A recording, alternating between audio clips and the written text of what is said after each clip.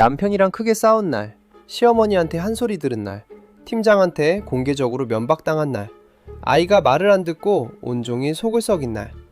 이런 날 침대에 누워야 정상인데 갑자기 욕실 청소가 시작되는 사람들이 있습니다. 명절 끝나고 시댁에서 돌아오자마자 집을 다 뒤집어 엎거나, 부부싸움 직후에 씩씩거리면서 냉장고를 다 꺼내 닫거나, 억울한 일 있던 날 싱크대 앞에 가만히 서 있거나.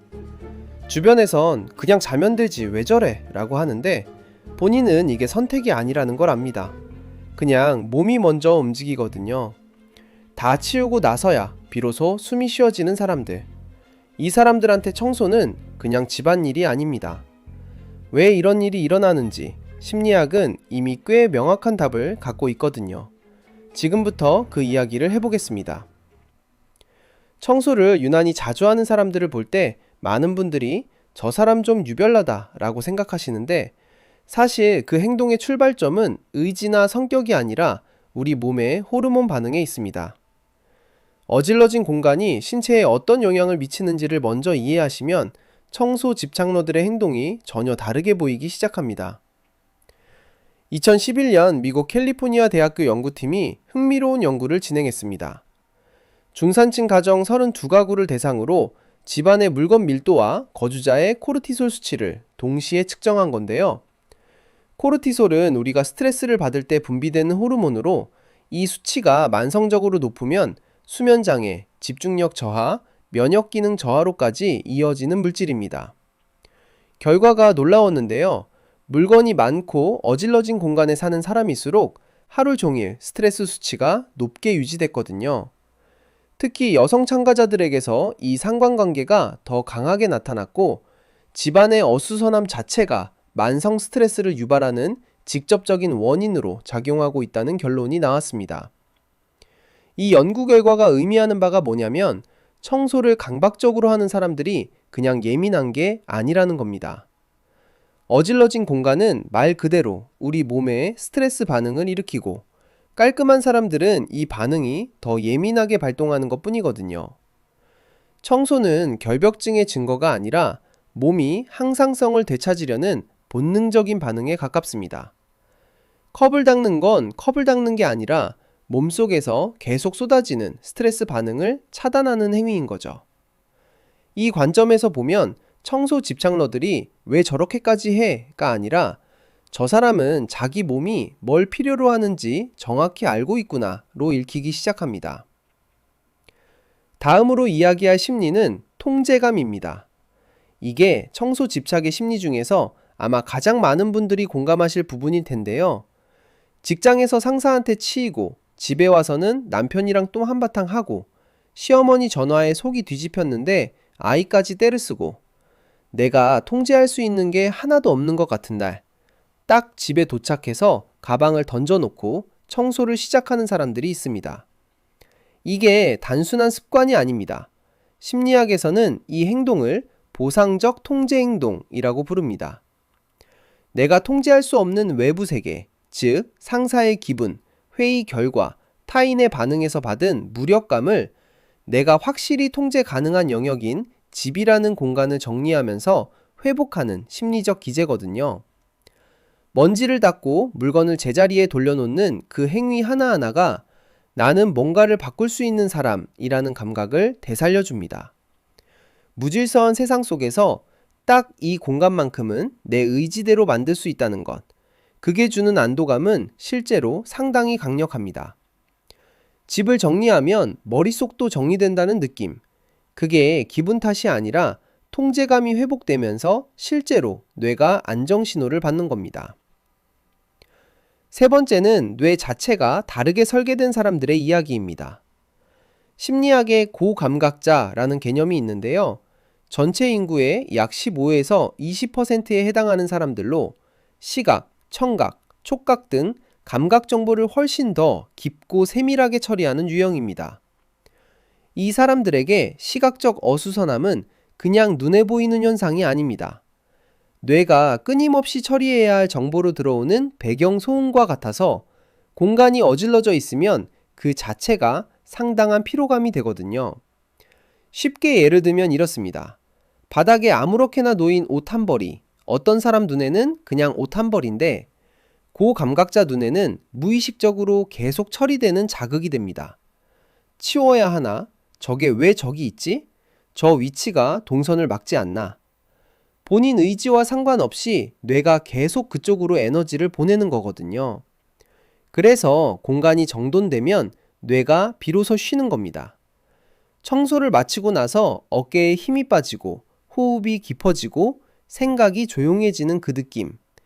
그게 단순히 해냈다는 성취감이 아니라 뇌가 배경소음을 드디어 끄는 순간이었던 겁니다. 이런 유형의 사람들이 다른 사람과 함께 사는 상황이 되면 종종 갈등이 생기는데요. 룸메이트나 가족이 어질러 놓은 공간을 보면서 느끼는 불편함이 상대방 입장에서는 이해가 안 가는 수준인 경우가 많거든요. 저게 뭐가 그렇게 신경 쓰여? 하는 반응과 저걸 어떻게 못 본 척해? 하는 반응이 충돌하는 겁니다. 어느 쪽이 옳고 그름이 아니라 감각 처리 방식이 다른 두 뇌가 만난 상황인 거죠. 네 번째 이야기는 조금 더 깊은 곳으로 들어갑니다. 어린 시절 환경의 이야기입니다. 자라면서 집안이 늘 어수선했던 분들이 있습니다. 부모님이 두 분 다 바빠서 혹은 가정 분위기 자체가 불안정해서 집이 편안한 공간이 아니었던 경우입니다. 거실에 쌓인 배달 박스들, 언제 치울지 알 수 없는 빨랫더미, 청소보다 더 급한 문제들이 늘 있었던 집이요. 이런 환경에서 자란 아이들은 무의식 중에 정돈되지 않은 공간은 불안하고 예측 불가능한 상태다를 학습하게 됩니다. 그 아이들이 어른이 되어 자신만의 공간을 갖게 됐을 때 청소에 각별히 집착하는 경향이 생기는 경우가 많습니다. 이건 결벽증이 아닙니다. 어린 시절 자신이 갖지 못했던 안전하고 안정된 공간을 지금 스스로 만들어가고 있는 겁니다. 욕실을 반짝이게 닫고 이불을 반듯하게 개고 주방 상판을 깨끗하게 유지하는 행위 하나하나가 이 공간은 달라, 여기는 안전해 라는 메시지를 스스로에게 보내는 거거든요. 과거의 혼란을 지금의 질서로 덮어쓰는 작업, 그게 이 사람들에게 청소가 갖는 진짜 의미입니다. 다음으로는 청소가 사랑의 언어로 작동하는 경우를 이야기해 보겠습니다. 누군가를 집에 초대하기 전에 유독 더 꼼꼼하게 청소하는 분들이 있죠. 부모님이 오시기 전, 친한 친구가 오기 전, 좋아하는 사람이 처음 집에 오는 날, 평소보다 2배, 3배 더 신경 써서 공간을 정리하는 사람들이요. 이게 단순한 체면칠해나 청결 기준의 문제가 아닙니다.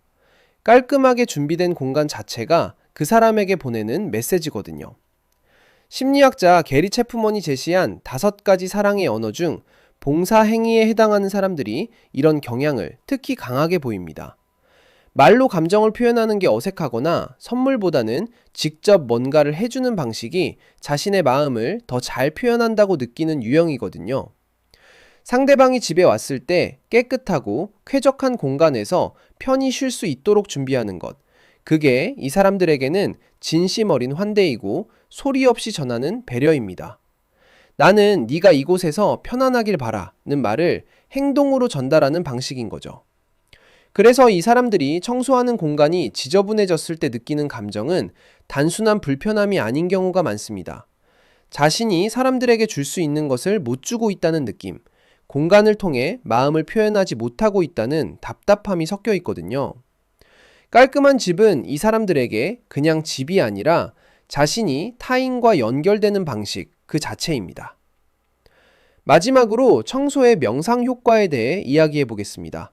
싱크대를 닦을 때, 세탁물을 개서 차곡차곡 넣을 때, 진공청소기를 밀면서 줄을 맞출 때, 분명히 몸은 움직이고 있는데 머릿속은 오히려 조용해지거든요.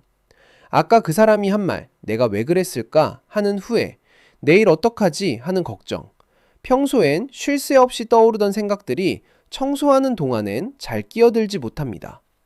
손이 움직이는데 자연스럽게 집중이 쏠리면서 머릿속이 텅 비는 거거든요. 그래서 청소를 마치고 나면 기분이 가벼워지는 느낌이 드는 건데 이게 단순히 깨끗해져서가 아니라 그 과정 자체가 뇌를 쉬게 해준 결과입니다. 남들이 넷플릭스를 틀어놓고 쉬거나 유튜브 쇼츠를 넘기면서 긴장을 푸는 동안 청소하는 사람들은 그 행위 자체로 뇌를 쉬게 만드는 겁니다. 방식이 다를 뿐 기능은 같습니다. 어쩌면 훨씬 더 능동적이고 효과적인 방식일 수도 있거든요. 앱을 끄는 순간 다시 걱정이 올라오는 것과 달리 청소가 끝난 공간은 그 안도감을 눈으로 확인할 수 있으니까요. 오늘 살펴본 내용을 돌아보면 청소를 멈추지 못하는 사람들에게는 공통적인 특성이 있습니다. 감각이 예민하고 통제감에 대한 욕구가 강하며 과거의 불안정한 환경에서 자신을 지켜온 방식이 공간의 질서를 통해 나타나는 사람들이거든요. 행동으로 마음을 전하고 공간을 돌보면서 내면을 돌보는 방식을 본능적으로 알고 있는 사람들입니다. 그게 결함이 아닙니다. 그게 그 사람이 자기 자신을 지키는 방식이고 타인을 배려하는 방식이고 혼란스러운 세상과 균형을 맞추는 방식입니다. 지금 이 영상을 보면서 이거 내 이야기네? 라고 느끼신 분이 계신가요? 주변 사람들이 뭐라고 해도 괜찮습니다. 강박이 아닙니다. 예민한 게 아닙니다. 당신은 그냥 자기 마음이 안정되기 위해 무엇이 필요한지 정확히 알고 있는 사람이고 그 방법이 마침 공간의 질서를 통해 나타나는 것 뿐입니다. 그리고 그걸 안다는 건 생각보다 훨씬 드문 능력입니다.